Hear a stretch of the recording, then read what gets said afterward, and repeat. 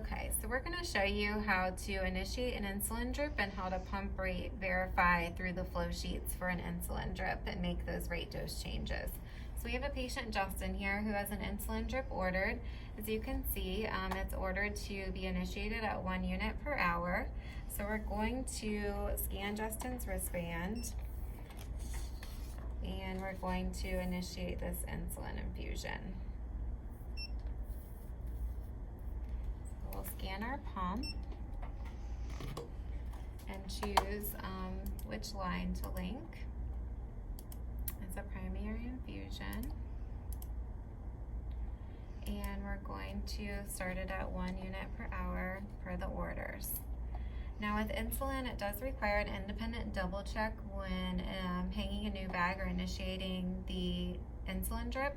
So you can see it's a little bit different than our heparin drip, where we actually have to select a yes that we are having a dual verification, and in the comments we would put the RN's first and last name and we'll accept. So we're going to go ahead and send order details to the pump, and it's going to ask just for my password. And as we're waiting for that to go here, it just takes up to 30 seconds to communicate. We want to make sure it's the right drug, right dose, and we're going to start that infusion. Okay, and now it takes about a minute to communicate with our flow sheets. So just another reminder about independent double checks. Two individuals should independently compare the medication in hand to ensure the 5 medication rights. And also in talking about the calculations, the individual should independently calculate the rate dose change and not try to persuade someone else's calculation. For IV infusions, both individuals will independently verify the IV tubing is set up correctly and connected to the appropriate IV access. The pump settings are entered correctly, and the pump and IV tubing are also labeled with the name of the medication when you have a continuous infusion.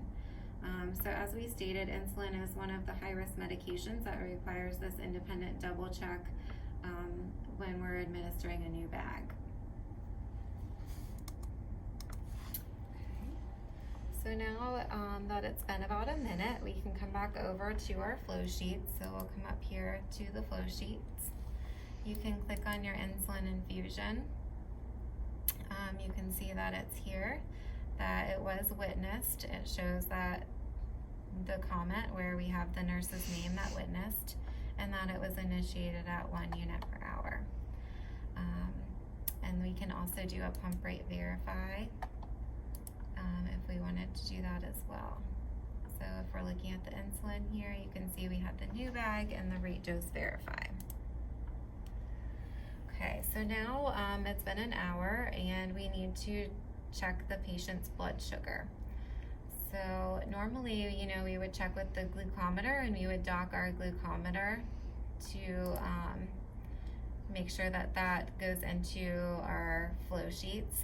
When we're manually entering, that can create errors, so we really want to try not to manually enter. But in this scenario in the playground, we will be manually entering.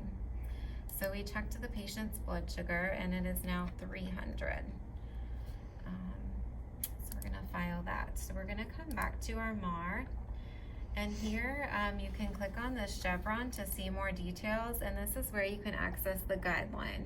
So you want to click on the guideline that pertains to our order. So this order is specifically for type 1.